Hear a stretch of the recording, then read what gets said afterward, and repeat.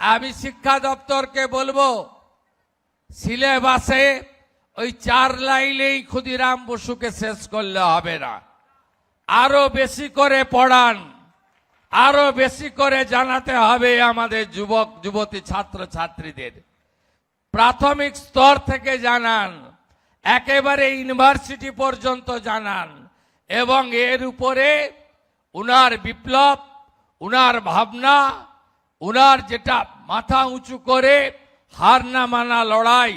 জীবন মৃত্যুকে পায়ের ভিত্ত করে অত্যাচারী ব্রিটিশের দড়ি, ফাঁসির দড়ি গলায় নেওয়া বন্দে মাতরম গাইতে গাইতে হাতে গীতা নিয়ে যে লড়াই তিনি শুরু করেছিলেন, এই লড়াই সকলের জানা দরকার, সকলকে জানানো দরকার,